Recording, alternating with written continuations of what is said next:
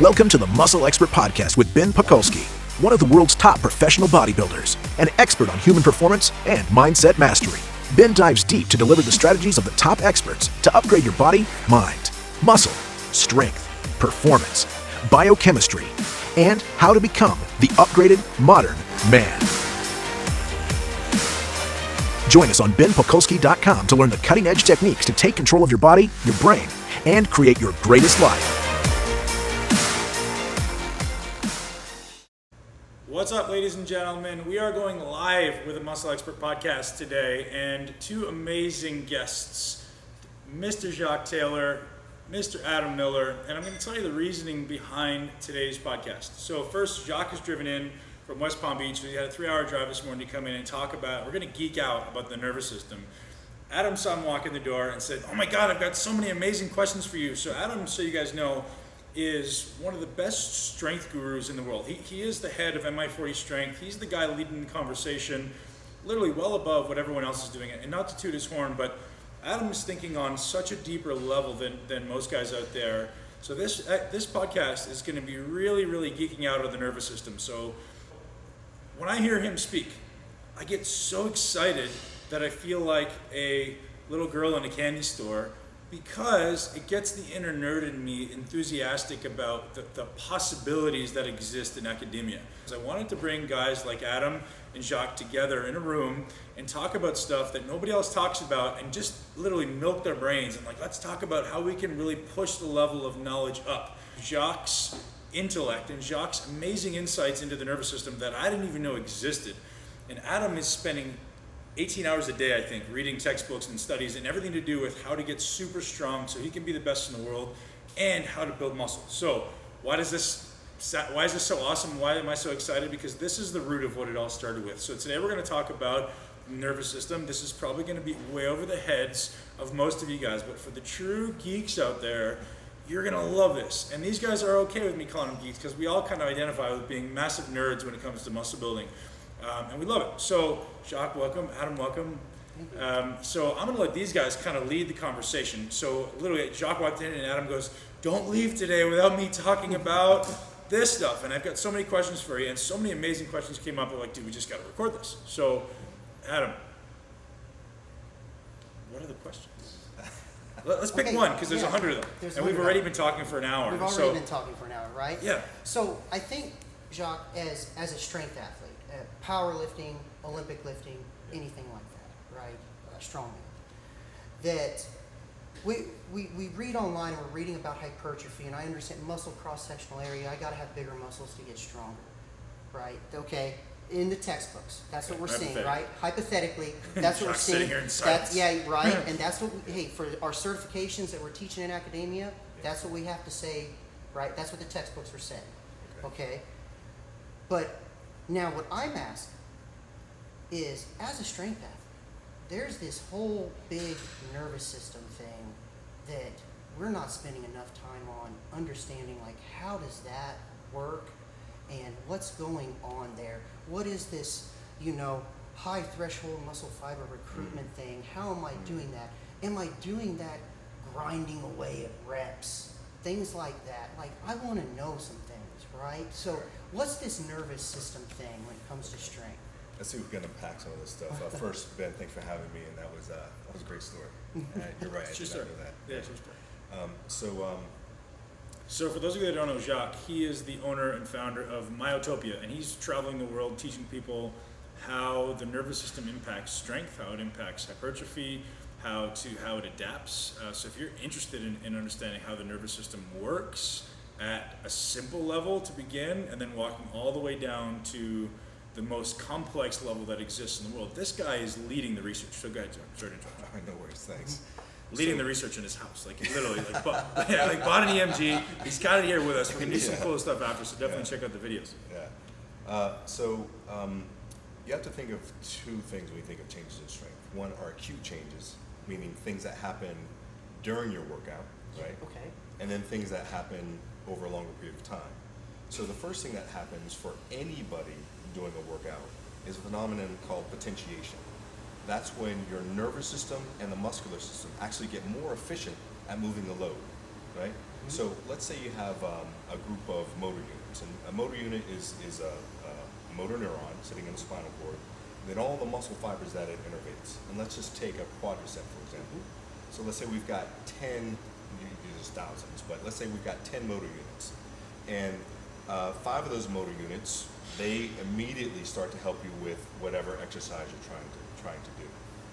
Those 5 motor units, when they stimulate those muscle fibers, if you give a little bit of a rest, they'll actually get more efficient at moving that load.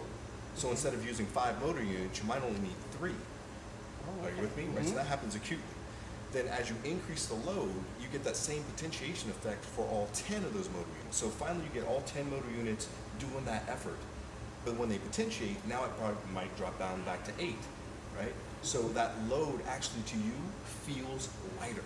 It feels easier. I think of it kind of like that perfect warm-up. You know that warm-up that you come in and you go, man, that warm-up allowed me to do my best today, versus that crappy warm-up where you're like, why am I gassed? Right. What happened, right? So that's a potentiation. That's a short-term effect of, wow, I feel stronger. Long-term, what happens is your nervous system actually gets better at distributing the work amongst those motor units. So for the rookie, they come in and they start by using some of what we call the low threshold and maybe some of the mid-threshold motor units, right? And they use those until they're tired, and then the big dogs start to jump in. For the seasoned professional like you, guess what? On the very first rep, you get a full spectrum of motor units participating. Okay. Right? Now, and then that's with the elite lifter, we Yes. can get that full spectrum. That's right. There, right? Even from the regardless of load. That is right. Right. So we can do that. That is right.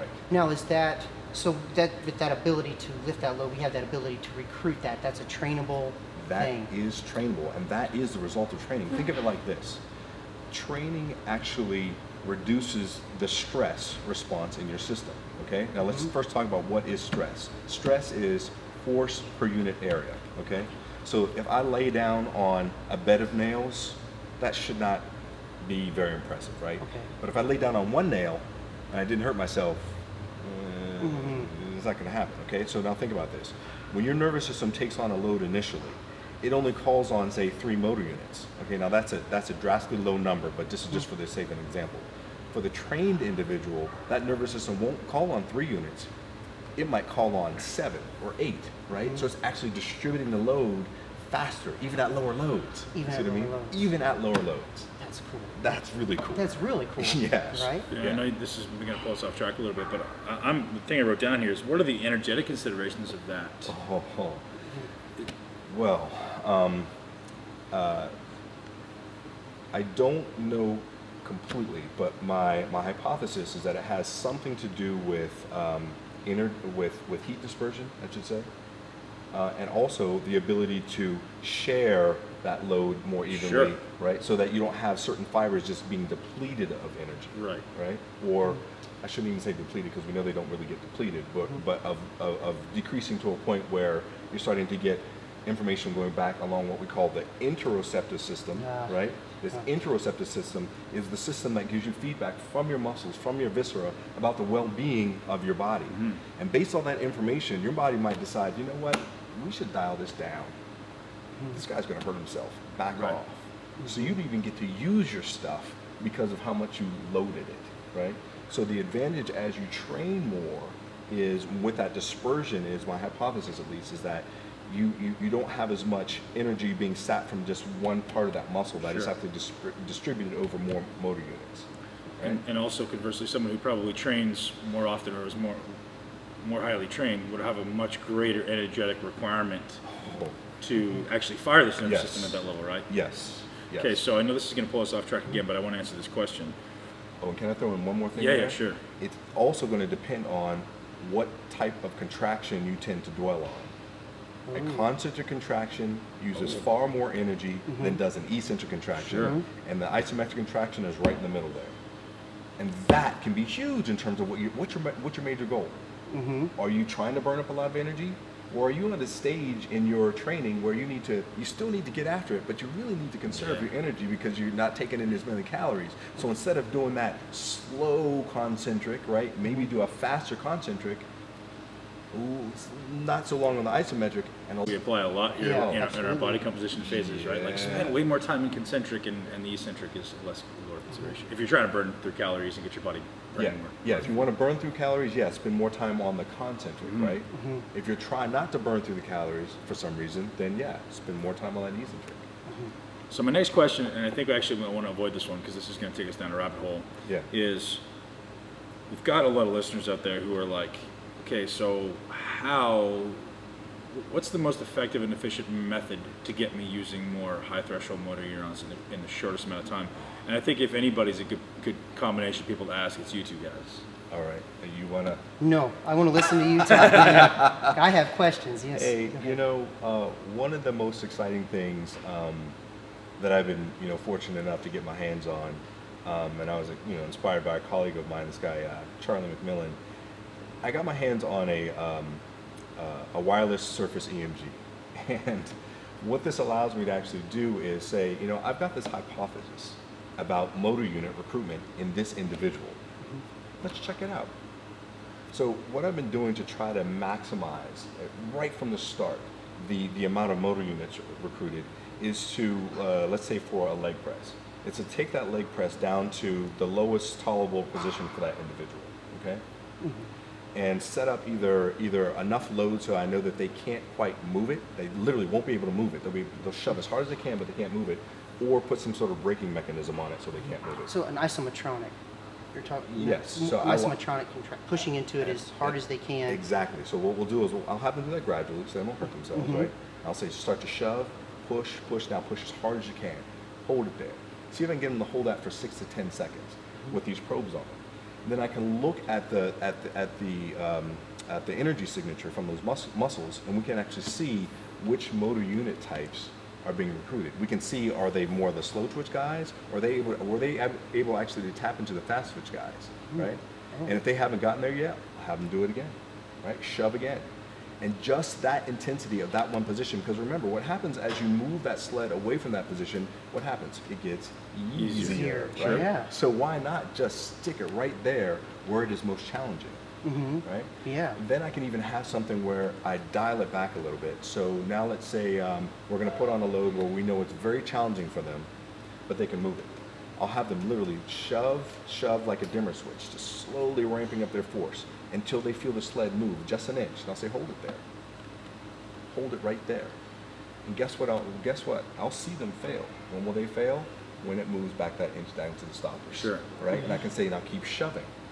And then again, I can look to see on the EMG, I can go back and look at the data and say, yeah, look at that. We were able to recruit this full spectrum of motor units now after we did that kind of contraction. Now, John, let me ask you on the EMG, when they're shoving in there, and then it drops back down that inch, and they didn't have that ability to hold it anymore, right? That's right. Did you see their motor recruitment just drop off? No. You don't. No. With the fatigue, you don't see it drop off. That's the interesting thing. That is the coolest thing about again getting in with these EMGs is that as you fatigue, the amplitude doesn't necessarily drop off. And as a matter of fact, the frequencies go crazy as you're starting to recruit more of these high threshold motor units. What we start to see happening though is if we do something called, if we look at the mean frequency, right? In other words, the average frequency, we'll see that start to drop off, right? Because as you start to recruit some of those high frequency or high threshold motor units, they have the lower frequencies. I hope I didn't say that wrong earlier. But they fire at lower frequencies than the guys who fired earlier on, right? Yes. So you'll see this drop like this. You'll see a drop in terms of the mean frequency, but in terms of the amplitude, you're going to see these massive spikes as people fatigue. Really? Yes. Indicative of we'll what? see that. Indicative of these bigger motor units getting pulled on. We Even can, during fatigue, they'll pull on those. Oh yeah. Okay. Oh yeah. Especially during fatigue, right? Especially during fatigue, and that's when we'll see that again. We'll look at some graphs and we'll see this dip, this massive dip in the mean frequency. Now that changes again with training. Okay. That changes with training. So just to clarify, man, the decrease in the mean frequency is indicative of your body using less and less overall muscle fibers, but more high threshold? No. It is, and this is the interesting thing. Anything that is recruited, it keeps recruiting them. Okay. And then what happens is, as you start to fatigue, you start to increase the number of these high threshold motor units that you're pulling in. Yep. The frequency. You're increasing the frequency? No, of they, those? because the high threshold motor units have lower frequencies Yeah, they have- of firing. yeah, exactly, Right? So that right. means that the average frequency is going to start to come down as they're added. Right, And that is yeah. an indication of fatigue. Okay. Right? Right. Now, so the question becomes, what is failure? Okay. Well, failure is not one point, it's a process. And this is something that I learned from reading this guy named Dr. DeLuca, Carlo DeLuca of Delta Systems. He said that, yeah, fatigue or failure is not just an event, it's a process that is it's the end result of fatigue. Right? Okay. So to be able to see that as that's happening, be able to say to your athlete, dude, we're seeing all the signs of fatigue. You really don't need to do another one of these things. Because if you're that fatigued, what's the best thing that can happen? Is that you not get hurt on your next rep. Right. Yeah. Right? Right. Yeah. So ultimately, everyone needs to walk around with cordless CMGs. That's right. Yeah. That's, you So- know, Exactly. That's leading into the next question. Is Yeah. what are the physiological, observable effects, or how do I know, Jacques? Like nobody's walked around with these, right? So That's right. how do I know? Like at what point do I know that fatigue is set in and I need to pull back compared to like I need to man up and you know pony through it? I think that's a great question. And I don't want to answer this as if this is definitive. This is just my idea about how you can do that, based on what I've been seeing using the surface EMG, and that is using things like, okay, I've done my concentric, eccentric kind of repetition, and I think I'm done. What I can do is get into a position, hold that position isometrically. Like if it's on a leg press, again, I would suggest that be down toward the bottom and Sure. see if you can just hold it there. If you feel like you can do more, then just hold it there. See if you can hold it there for 30 seconds, right? If you can hold it there for 30 seconds, I'm pretty sure somewhere after that, it's going to just hit that stopper, and you know you're done, right? With the objective being a neurological adaptation. So all of our listeners are, and I preach this stuff daily, man, is break your paradigm of 4 sets of 8, 4 sets of 10, because it's bullshit, right? And we can talk about that too. But by me taking one set toward failure and then fatiguing, and I know I can't, I've reached concentric failure, I can't do another concentric, but I can take it down to this position that I know is challenging, push into it as hard as I can concentrically or isometronically. Yeah. And what's my desired, or what's my anticipated outcome by doing that, right? Like, if someone's goal is hypertrophy, is that where they want to train? Or is someone's goal is strength, is that where they want to train? Or if it's just like, hey, I'm just trying to force some neurological adaptation, what am I most likely to see with that type of stimulus? All of the above. I mean it. I mean, I think that's the most humbling thing, at least for me. My understanding of the current literature is that we have a range of stimuli, right? And if I apply the stimulus to myself, 8 sets of whatever, right? And I get a specific result, I expect that to work for everybody else. Simply doesn't work that way. Right. Right? A great example, I hope this is a good example. I can remember back in this is back in the 90s, when spinning was first hitting the scene, right? I remember this lady asking, that's cardio, right? And I was like, well, yeah, it's in a studio. I mean, it's group exercise. And they're like, yeah, so my legs can't get bigger, right? And I was just like, no, come on, it's cardio, right? Now we know that when people get in there in that spinning studio and they're really cranking it out, what can happen to their legs? Oh my goodness, how many reps did they do? More than 12. Yeah. Right. So we have to, but there are other people who go in there and their legs don't get bigger, Sure. right? So again, this Depending is what they've been subjected to with their genetics Sure. a lot, right? And part of it might be their macronutrient, micronutrient Yeah. intake. A lot of these things go into it. So where does it fit, Jacques? So like I love the idea of changing the paradigm and doing this protocol. Yes. But everyone's we're trying to fit this into their paradigm, right? Like where does it Okay. fit? Like so if we've got 10,000 people or 100,000 people question. listening, Great question. what can I remove to replace it with this protocol, or at least attempting to try it and see what it feels like? Would it replace 4 sets of 10? Like now I could just do 1 set of this? Or where does it fit? You know what I think I would do? I think it fits either as your second set, right? You get on there, you do your set that helps you prepare yourself for the activity. Yeah, feel it proprioceptively. Yeah. Sure. And get some potentiation. Yeah. Right? That's what that first set is So all talk about. about that, because Right.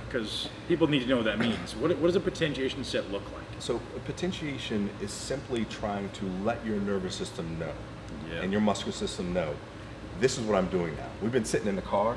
Typically when you're super stressed, there are only certain parts of that experience that you must remember. Right? Yep. And that's what cortisol might be doing in the brain, is allowing you to focus in on what needs to be remembered and what of this needs to just be chucked out the window. Right? Interesting, right? So this idea so that you don't just get this huge negative attachment to, right? Yeah. right? That's interesting. So every aspect of it doesn't paralyze you. Right. Right. So Wow, that's an interesting perspective for sure. So I have a meathead question. Yeah, man, bring it up. Let's do it. Yeah, so I like meathead questions. yeah, me too. So, Jacques, what I always question myself when, like, lifters report back and then you're critiquing your form, and a power lifter, a strength athlete, you're looking at the off season, and the off season's about volume and building muscle, right? And so we could go into a whole discussion about what is volume and what are we measuring and weight versus reps and all that crap, right? But what I'm seeing, besides young athletes going, I got to do 80% today for a set of 5 sets of 5, and I'm going, I don't know, because I don't know if that 80% today is your true 80% on a number that you set 4 months ago, and then you see, I got to do 5, and then you see rep 4 and 5 of the third set look like shit. And then they're going to do 2 more sets. Regardless of technique breakdown, I'm going, I don't know if I'm getting anything done there, but I got to put on muscle, which we can all talk about for strength, right? I mean, that's we got to go into that topic too. Okay. But I'm going, when it comes to the off-season with strength athlete, we're seeing massive amounts of needless volume, and I don't think they realize, like, for our nervous system, I don't know if we're getting anything done. Are we getting anything done with bad reps and grinding reps and besides and poor technique and things like that? When you say getting anything done, is the bottom line, is it maintaining strength? Are we improving strength? Improving strength. Well, the first thing I would say is measure it. Are they? Okay. I mean, that would be the thing. That's the first thing. The other thing that's equally important here, and this really is a topic for another day, but talking about the influence of your mind on the workout and how you are training your mind as you're working out.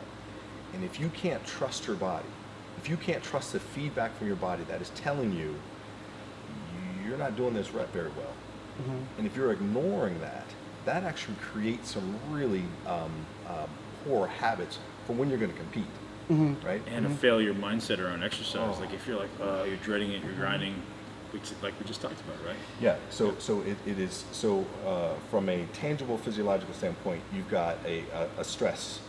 Now it becomes a stressor. So some of the benefits of exercise washed out the window, right?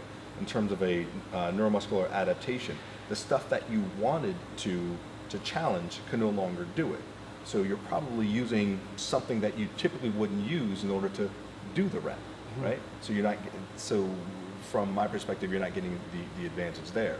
At the end of the day, I would say measure it for sure. So you can say, see pal, yep, that really wasn't necessary, and actually we're seeing a degradation in your skill. Does that make sense? Yes. And I really don't think that's a topic for another day because the reality is we have endless amounts of time, but the reality is that your mind's, people need to acknowledge that your body is not a closed system. Like it's not just your body and your brain is somewhere over there. That's right. It's the same thing. That's right.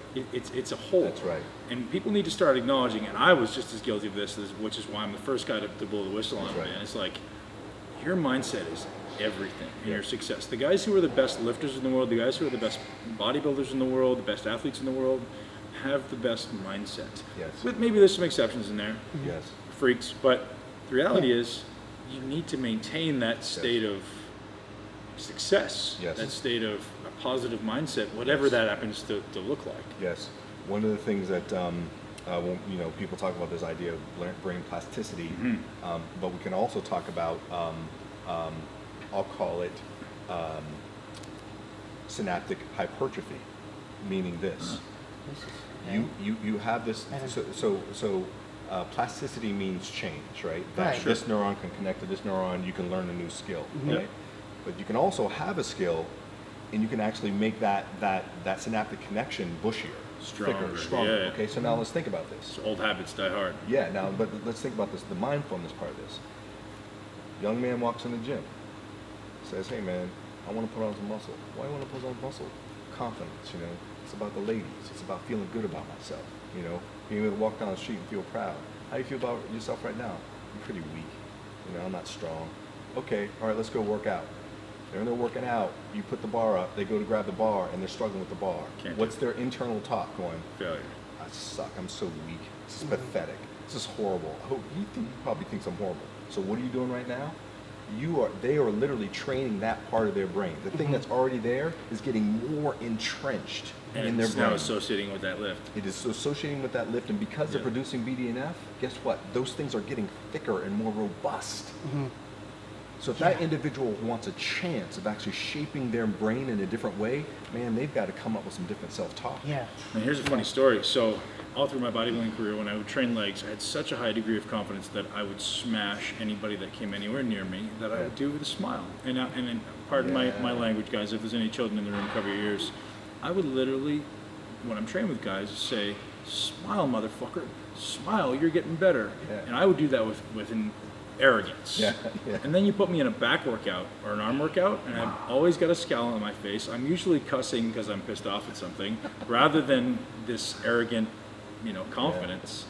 And that's just the reality. And now you look back and go, why didn't those body parts develop? Well, that's a huge part of it, right? And I was aware of that during my career, but I couldn't change it because I had it so ingrained into my nervous system. Lifters do it too. Yeah. Right? And lifters, you suck at this. And then you always appreciate, like, you read and they're trying to, in powerlifting, you're trying to read online and discover, and then they come in, you know what, I'm looking at this article on biomechanics and I'm just not made to deadlift.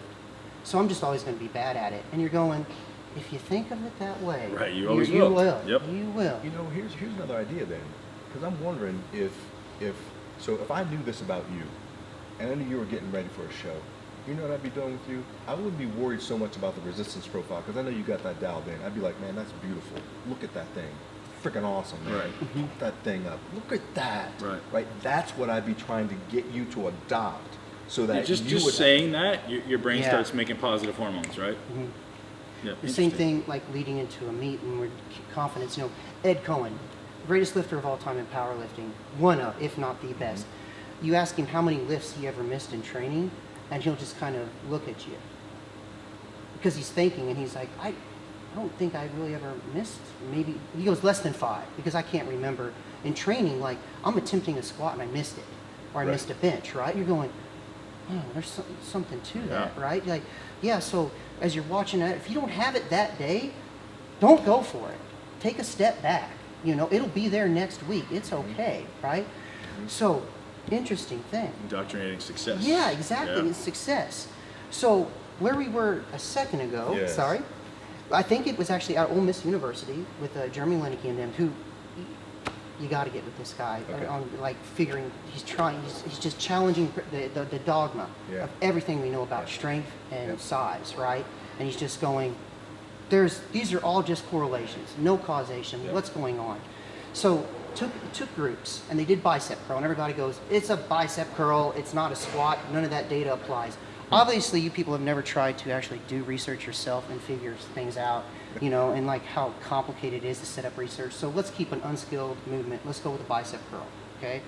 So we took a group, both groups daily went in, and it wasn't daily, I don't want to get it wrong, because I think it was more than, it was like maybe 3 times a week or whatever it is, but every workout they went in and they work up to a conservative max. Okay, boom, that's your max, whatever, 30 pounds.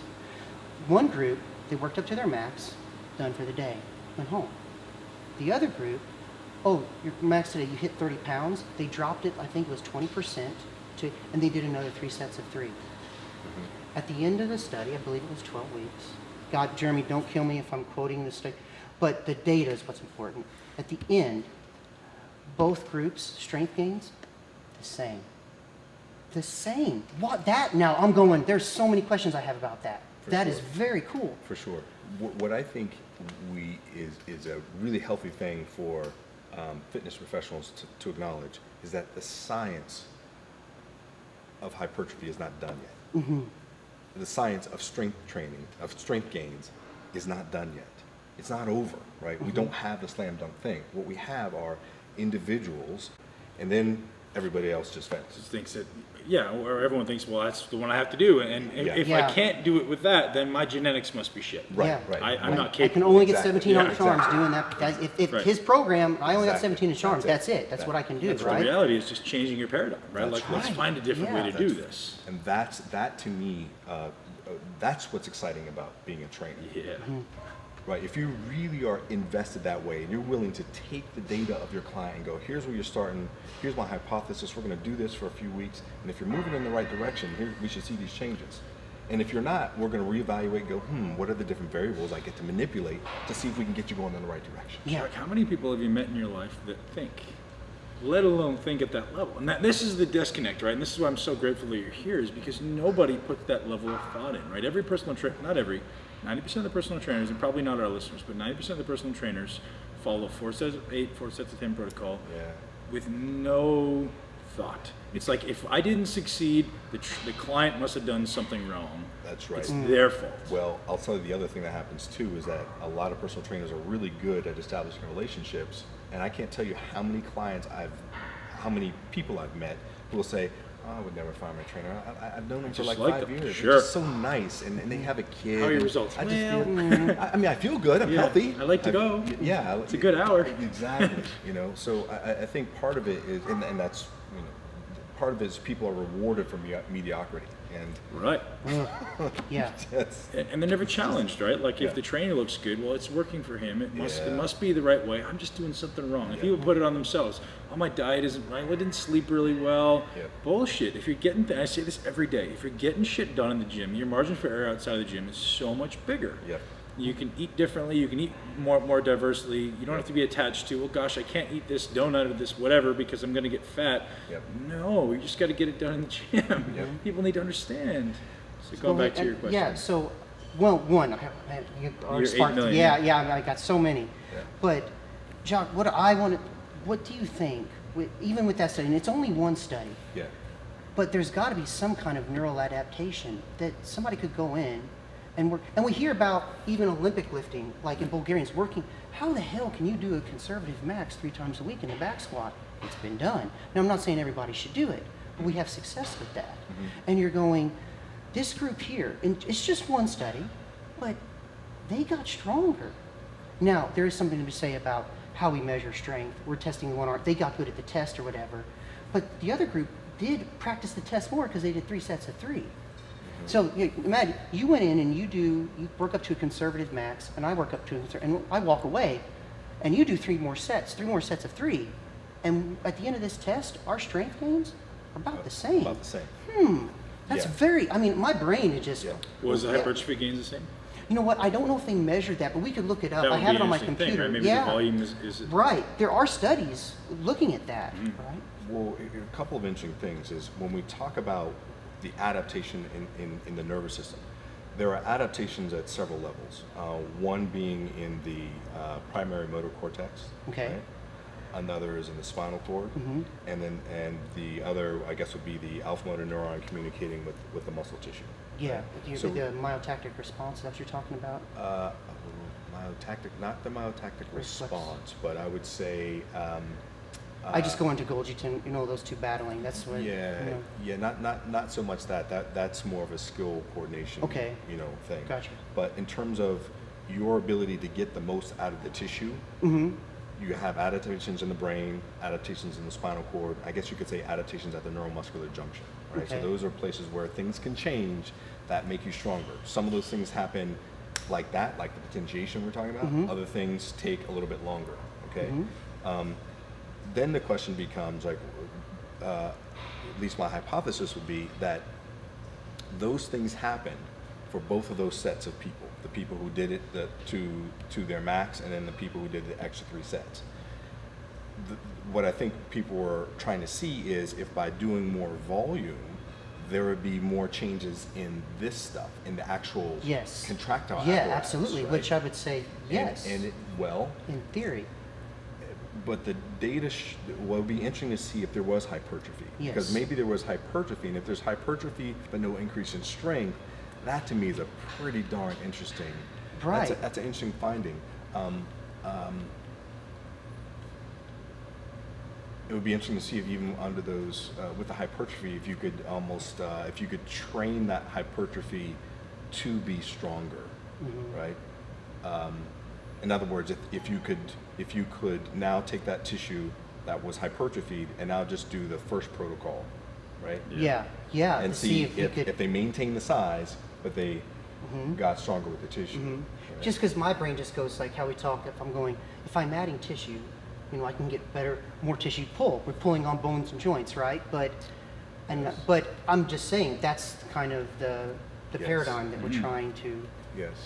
And it's just they're asking these questions now, Yes. and that's what's very interesting to Yes. me, because what I hope to find out in the future, yes, you know what, if I get a little bit bigger, there's a possibility I can get a little bit stronger, but I think there might be a better, more efficient way to do it. Yeah.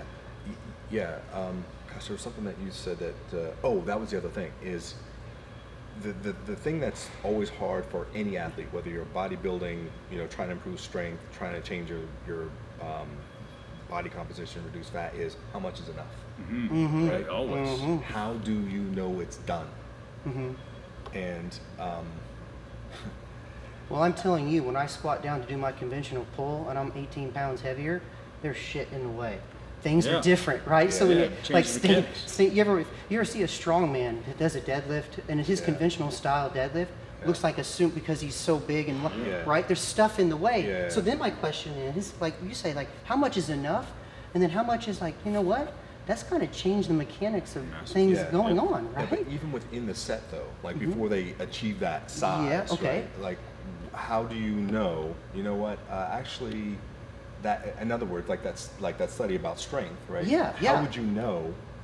Yeah, we've done enough. We didn't need to do those extra sets. Is there a sensation? Is there something we can measure at the end of that set that lets us know this person has done enough to increase their strength? I tell you what, if we three here come up with an app, we'll never work another day in our life for that. I mean, seriously, like how much is The reality enough? is it's impossible to know because there's so many factors. Yes, yeah. Recovery, nutrition, hydration, neurochemical considerations, right? You'll never know. It's impossible. It has to be like someone needs to figure it out for themselves.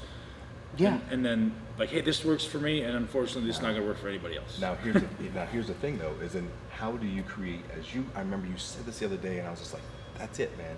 The minimum effective dose. Yeah. Yes, minimum effective dose. Right? Because what can recover from? Because I'm like, I might be doing 2 sets too many Yeah. for my goal. You might be. But here's the thing, and here's the part that this is my learning curve, is Jacques. What's going to happen if you do 2 sets too few? What's going to happen, pal? You're going to die? No. What if I'm on a timeline? That's everybody's thing, right? Human nature, like I got to get it done now. I got to win today. Most of our clients aren't on timelines. No, They you're just right. want to live a good life. Right. For those of us who might, if you've got a timeline, okay, those are different rules. Different rules apply. But if you're really interested in just a pure exploration, you might say, you know what? Let me try doing just one of these sets and let me measure to see if that's good enough for me. Right? Yeah. So there's a gentleman, Dr. Scott Stevenson, you know obviously very well, Adam, and he's literally doing 1 set to failure. He's moved on to that protocol, and he's getting tremendous results with a lot of clients. And we have that discussion, and people say, man, what do you think about that? Because that's the opposite of what you do. And I say, no, it's not the opposite of what I do. I think that's a very valid protocol for one person. And potentially other people who have worked their way or earned their way to that and determine, hey, this is what's best for me, and I'm really, really good at all these exercises and making sure I'm getting maximum neurological recruitment from these muscles. Yes. I'd love to hear your opinion on just that in general. That Ben, I think it falls into this thing where if you take that paradigm and you can do one of 2 things. You can either apply that to all people, right? And ignore the people that it doesn't work for, right? Or you can have. But does it not work for everyone, or is everyone who it doesn't work for just doing it wrong? I'm going to say let's make it that exact program. Yep. And we get to take people through that 1 set, right? If we did the data ran all the data. We might find that that works for, I don't know, let's say 60% of people. But what if we found that it only worked for 30% of the people? And that's not a bad thing. I would just want to figure out how do I give someone a handout that they're going to fill out that helps me to know, yeah, you're part of the 30%. You're Not the answer, right? Yeah. So where I see somebody fail, Yeah. I'm trying to figure out what's failing, what's the weak link, and then I'll actually go like what we'll talk about. Okay, if I think it's glutes, and then I'm gonna replay the video in my head, and or replay the video on my phone, and I'm gonna ask myself, what's the length of that glute at that position? Where am I at? Now, where can I go in the gym and attack that thing? Right? But now what you got me sparked in my brain is not only attack it like we do here, and like, okay, that's glutes in the length position, and I'm gonna load that thing. Yep. But I'm gonna go there too, and I think there's value for that isometric contraction you're talking Without a about. doubt, man.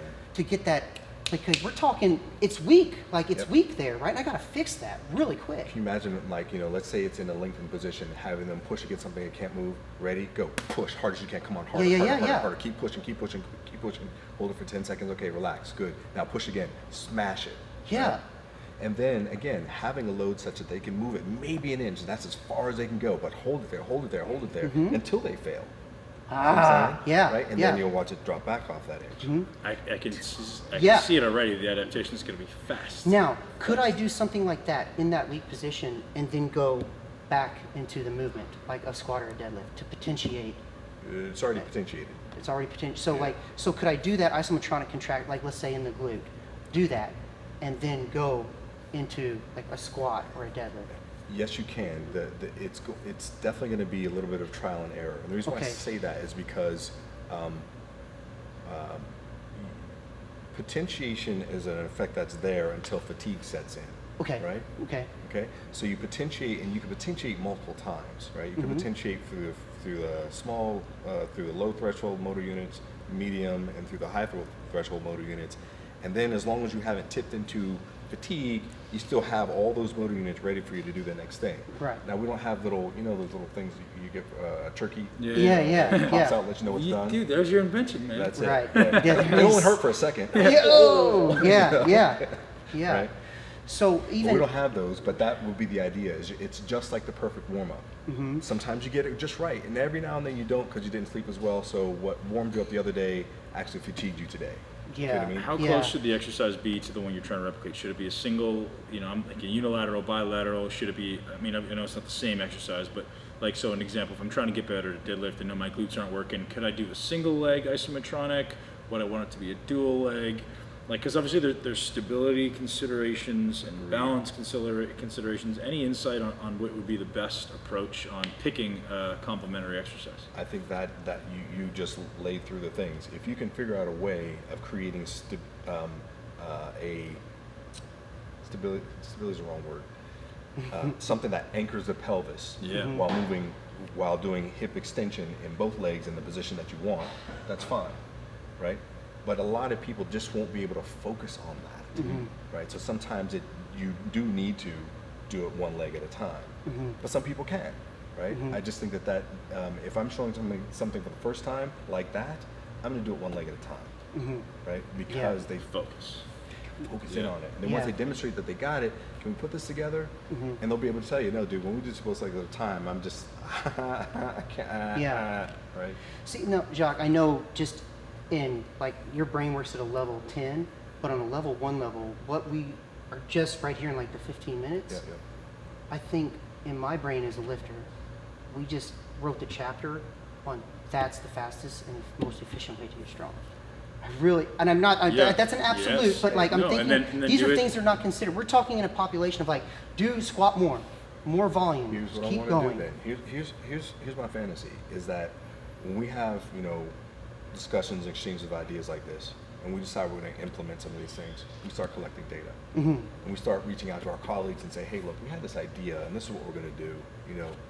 You do this, see what happens, right? Collect some data. So we go, you know what? This is kind of interesting. We're starting to see that this indeed is helping this individual. Now, let me tell you this individual's background. This person's been lifting for the last decade, and they felt like they weren't getting any further, and we did this, and things shifted. Or this person, actually, it was weekend warrior.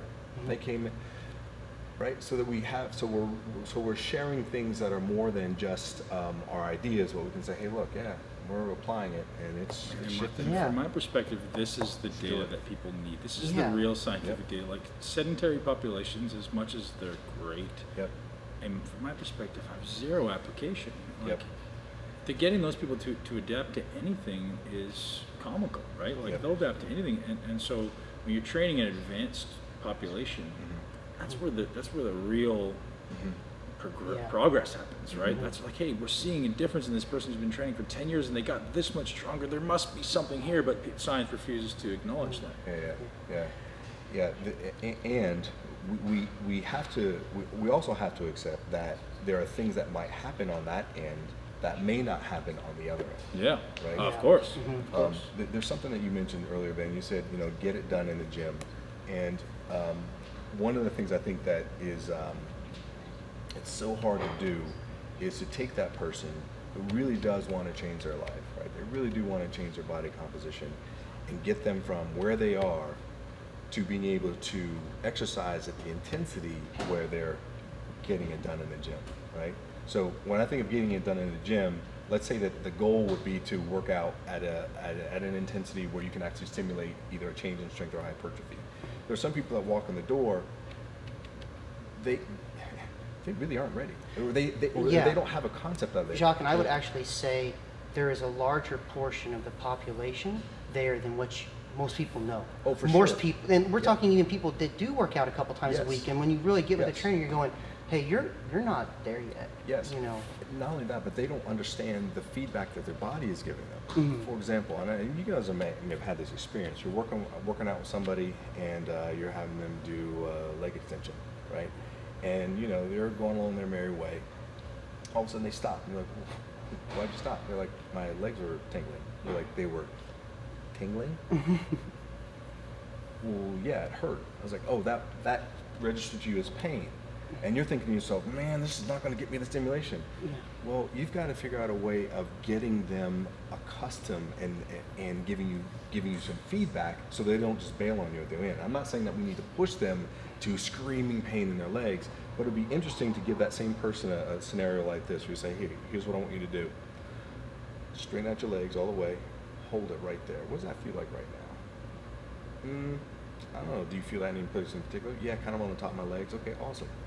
More in the middle of your leg, more on the side of your leg, more, right? Just get them to play this sensory game. Do you feel it anywhere else? Do you feel it kind of near your kneecap? You touch them on the kneecap. Nope, don't feel anything right there. Awesome, cool. Scale of 1 to 5. 1's easy, 5's impossible. Where would you say this is? Because 3's right in the middle. And I go, I don't know, it's like a 2 right now. Okay, awesome. I want you to let me know as soon as you think it's at about a 3, right? Now they're monitoring their experience, and you have some input about what's going to happen next, right? And they're starting to, I'm starting to feel, my legs are starting to burn a little bit. Okay, what does that tell you? I don't know. Well, that's your body's natural response, and it's not lactic acid. Right. No. And that way they give you some feedback, and then you can say, if you hit that 3, yeah, great, let it come all the way down. As opposed to someone bailing, and you're really not quite sure what just happened in that experience.